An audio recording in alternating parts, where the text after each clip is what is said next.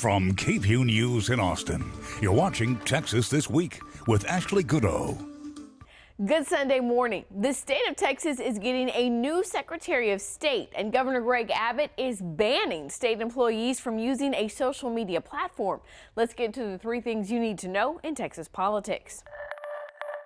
After overseeing Texas elections for a little more than a year, Secretary of State John Scott is returning to his private legal practice. He submitted his letter of resignation to the governor on Monday. Tuesday morning, Governor Greg Abbott announced his replacement, retiring State Senator Jane Nelson. After 30 years in the state Senate, the longest of any Republican, Senator Nelson did not seek re-election this year. The Texas Senate is charged with confirming all of the governor's appointments and hasn't approved a Secretary of State nominee since 2017.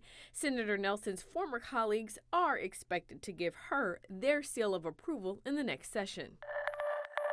And speaking of the next session, we now know who will lead the House Democratic Caucus. San Antonio Representative Trey Martinez Fisher will take the reins from Representative Chris Turner, who did not seek re-election as caucus chair. Martinez Fisher will serve as the voice of the House Minority Party and lead its legislative strategy. Meanwhile, the Republican caucus voted last week to give Speaker of the House, Representative Dade Phelan, another term of leading the lower chamber. Governor Greg Abbott is ordering all state agencies to ban the use of TikTok on all government-issued devices. That's cell phones, laptops, tablets. The governor says the move will protect state information from the Chinese Communist Party. TikTok is run by a Chinese company that the governor says employs Chinese Communist Party members and has a subsidiary partially owned by the Chinese Communist Party.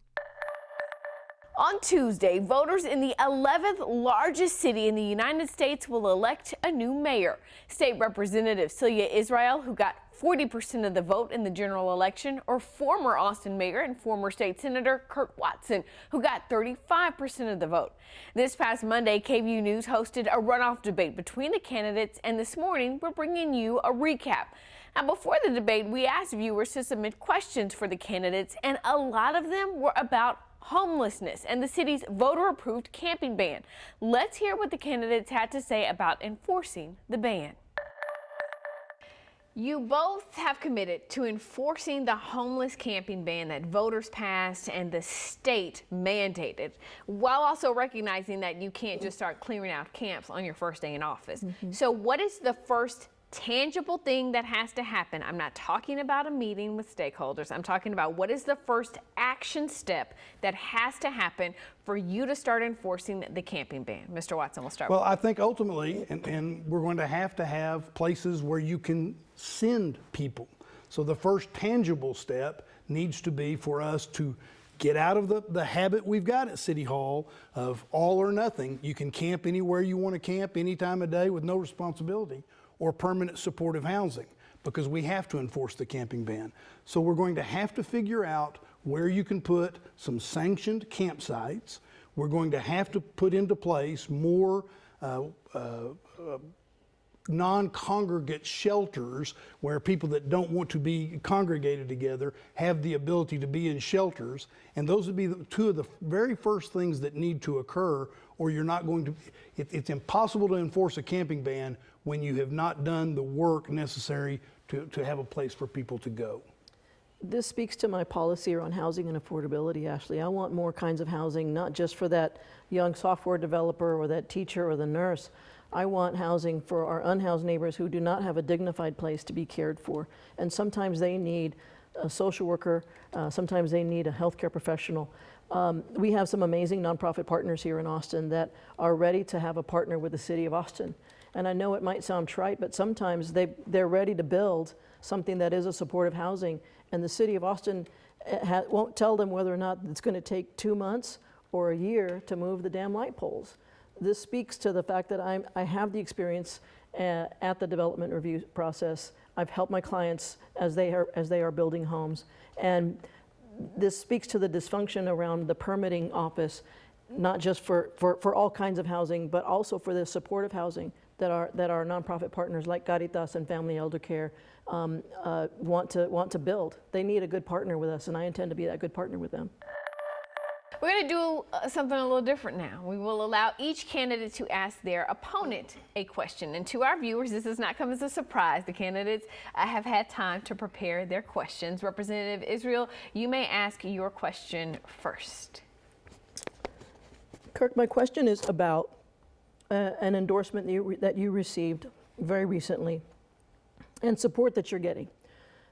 Matt McCowiak is the chairman of the Travis County Republican Party and the head of Save Austin Now. He has ridiculed your friend and our friend, Wendy Davis. I do not see him as a person who will bring us together on issues that the next mayor will have to work on: housing, affordability, racial justice. The same could be said of the Republican billionaire donors who have given to your PAC, who have also given to Senator Cruz and Senator Cornyn. Would you renounce that endorsement at this time? You know, I won't, and the reason is this. Probably for the same reason you wouldn't renounce the endorsement of the former vice chair of the Travis County Republican Party and the former president of the Travis County Republican Club and a leader in the Travis County Republican Party, who was one of the sponsors of a fundraiser for you. Being mayor requires us, I don't know, I haven't talked to Matt McCowiak, haven't asked him for anything, but the truth of the matter is being mayor of Austin requires us to work with lots of different people. And I disagree with him very strongly, and he knows I disagree with him, and I'm sure he disagrees with me on many things. But when you say you're going to vote for me, and that's what he said he's going to vote for me. You made it sound like a more formal endorsement, but when he says he's going to vote for me, he's voting for me. I'm not voting for him. And my guess is we're going to disagree, but there are only two people in this race. There are only two people in this race. And so if you're going to participate in the Austin mayor's race, regardless of your political philosophy, you're going to need to pick one of the two of us. There is a distinction, however, between Mr.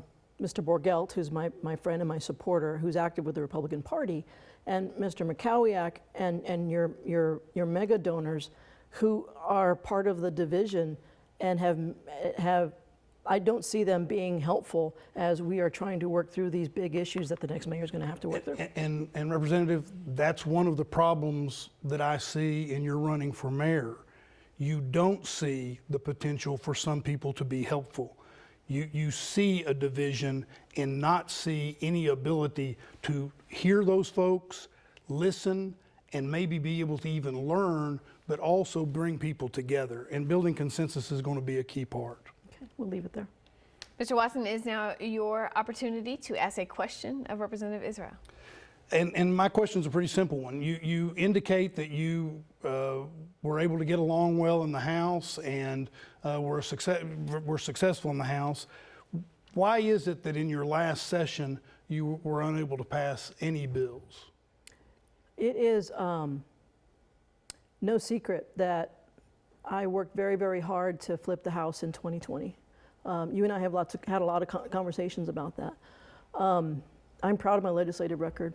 And it's disappointing to me that you're suggesting that my value is only measured by the bills that I passed or the bills that had my name on them, because I'm very proud of being able to serve my constituents.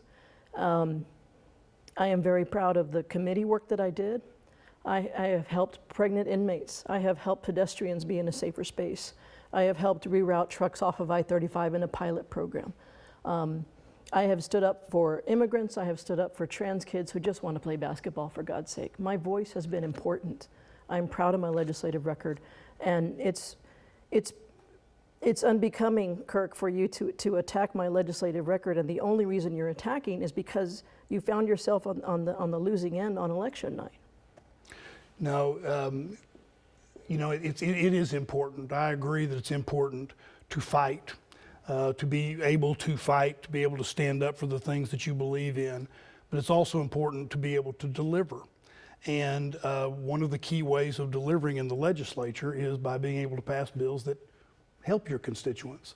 And as your previous question was, name one bill that you're proudest of that actually benefited Austin. There wasn't one until I reminded, and there were 0 bills passed. So it is an indicator, and it's also an indicator of how you get along in a place where we've also talked about needing to be able to build relationships so that you can get Austin things done.